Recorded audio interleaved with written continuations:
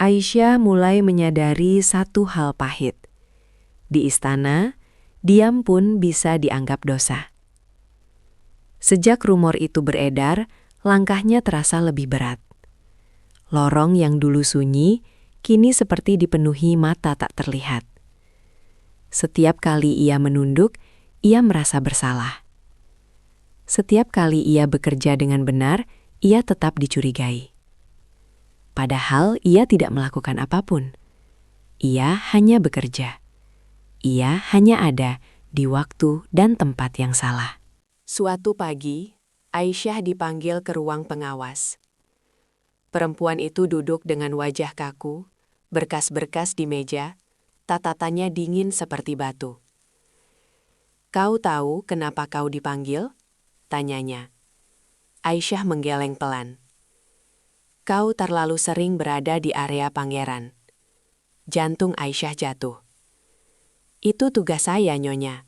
Saya tidak pernah." "Cukup." Nada itu memotong harga dirinya. "Kau harus ingat posisi. Kau bukan siapa-siapa di sini." Kalimat itu menusuk lebih dalam daripada tamparan.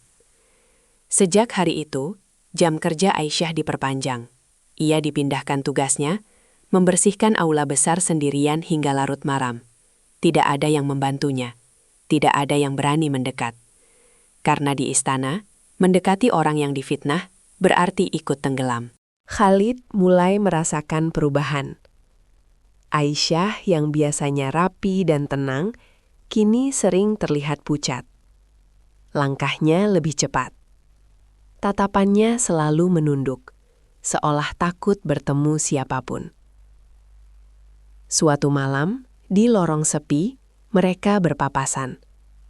Untuk pertama kalinya, Khalid melanggar aturan. "Aisyah." Nama itu terucap pelan, tapi cukup membuat Aisyah terhenti. Ia gemetar. Ini salah. Ini berbahaya. "Apakah kau baik-baik saja?" tanya Khalid. Aisyah ingin menjawab jujur. Ingin mengatakan bahwa ia lelah, takut, dan hampir menyerah. Tapi ia tahu satu hal. Kejujuran dari mulutnya bisa menjadi hukuman mati sosial. "Saya baik, Yang Mulia," jawabnya lirih, lalu buru-buru pergi. Khalid berdiri kaku. Untuk pertama kalinya dalam hidupnya, ia merasa tak berdaya, meski berkuasa. Rumor tidak berhenti. Ia tumbuh. Dari bisikan menjadi laporan, dari kecurigaan menjadi tuduhan. TKW itu tidak tahu diri. Pangeran terlihat berubah sejak dia datang. Perempuan miskin selalu punya cara. Aisyah mendengar semuanya, dan setiap malam ia menangis tanpa suara. Ia mulai menulis surat untuk ibunya, tapi tak pernah selesai. Bagaimana ia bisa menjelaskan bahwa bekerja jujur pun bisa membuat hidup seseorang hancur? Sementara itu, Khalid menghadapi tekanan yang lebih kejam.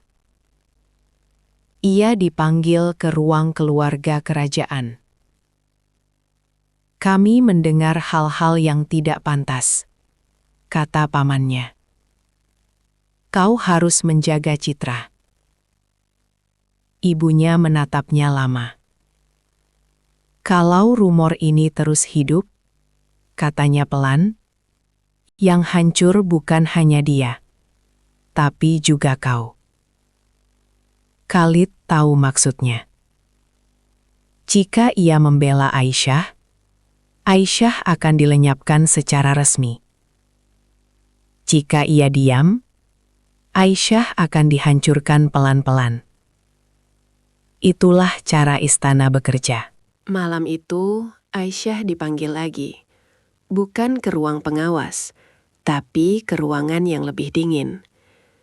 "Kontrakmu akan kami tinjau ulang," kata seorang pejabat. "Kami sarankan kau bersiap dipulangkan." Aisyah terdiam. Apakah saya melakukan kesalahan? Tanyanya dengan suara hampir tak terdengar. Tak ada jawaban. Hanya tatapan yang mengatakan, "Kau terlalu dekat dengan kekuasaan yang bukan milikmu." Malam itu, Aisyah sujud lama di kamarnya. "Ya Allah," bisiknya, "jika aku harus pergi, pulangkan aku dengan selamat." Air matanya jatuh ke sajadah.